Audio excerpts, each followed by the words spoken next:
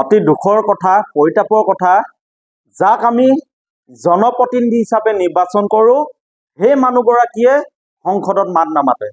আমি লখিমপুৰ লোকসভা সমষ্টিৰ সাংসদ প্ৰদান বৰুৱা ডাঙৰীয়াৰ কথা ক'ব খুজিছোঁ, কিয়নো আমি লখিমপুৰবাসী ৰাইজে, আমি ধেমাজিবাসী ৰাইজে সাংসদ প্ৰদান বৰুৱাক বিপুল ভোটত ভোটদান কৰি যোৱা 10 বছৰ তেখেতক আমি সাংসদ বনাই লোকসভালৈ পঠিয়াইছিলোঁ।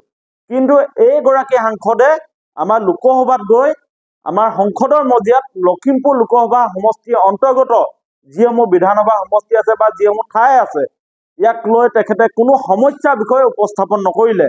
গতিকে আমি ছাত্ৰ মুক্তি সংগ্ৰাম সমিতিৰ তৰফৰ পৰা সাংসদ ডাঙৰীয়াক আমি ক'ব খুজিছোঁ, তেখেতে যদি লখিমপুৰ লোকসভা সমষ্টিৰ অন্তৰ্গত জিলাসমূহত যদি তেখেতে সমস্যা দেখা নাই, তেতিয়াহ'লে আমি তেখেতক যিসমূহ জ্বলন্ত সমস্যা আছে এই সমস্যাবোৰ আমি দেখাই দিব খোজোঁ।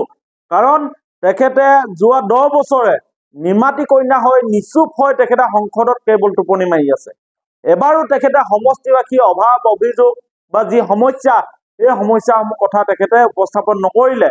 অৰ্থাৎ সাংসদগৰাকীয়ে লখিমপুৰ লোকসভা সমষ্টিৰ উন্নয়নৰ ক্ষেত্ৰত সংসদত এবাৰো তেখেতে মাত নেমাতিলে। আমি তেখেতক কিয় ভোট দিছিলোঁ? আমাৰ সমষ্টিৰ সমস্যাসমূহ কথা সংসদৰ মজিয়াত তেখেতে ক'ব, শক্তিশালী ওপৰত আমাৰ সমষ্টিৰ সমস্যাসমূহৰ কথা তেখেতে উপস্থাপন কৰিব আৰু সমাধান কৰিব। কিন্তু দুখৰ কথা, পৰিতাপৰ কথা, এইগৰাকী সাংসদে কোনো কাৰণতে তেখেতে এবাৰো আমাৰ সমস্যাসমূহৰ কথা উপস্থাপন নকৰিলে, যাৰ ফলত আমাৰ লখিমপুৰ লোকসভা সমষ্টিৰ অন্তৰ্গত জিলাসমূহৰ এতিয়া উন্নয়নৰ ছবি দেখিবলৈ পোৱা গৈছে। আমাৰ কোনো উন্নয়ন নাই, ৰাস্তা ঘাট পদূলি একো নাই, দলং নাই। তেনে ক্ষেত্ৰত আমাৰ সন্মানীয় সাংসদগৰাকীয়ে এবাৰো আমাৰ সমষ্টিবাসী হৈ তেখেতে এষাৰো মাত নামাতিলে।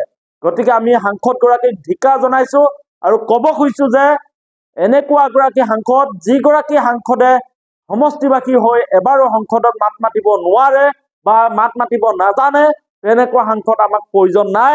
আমি লখিমপুৰবাসী ৰাইজে বা আমি ৰাইজক অনাগত দিনত আমি ছাত্ৰ মুক্তি সংগ্ৰাম সমিতি হৈ আহ্বান জনাইছোঁ, যাতে ৰাইজৰ কণ্ঠ হৈ সংসদত মাত মাতিব পৰা শিক্ষিত জনপ্ৰতিনিধিক আপোনালোকে জিকাই আনক, যি জনপ্ৰতিনিধিয়ে ৰাইজৰ প্ৰকৃত সমস্যাসমূহৰ কথা সংসদত ক'ব পাৰে।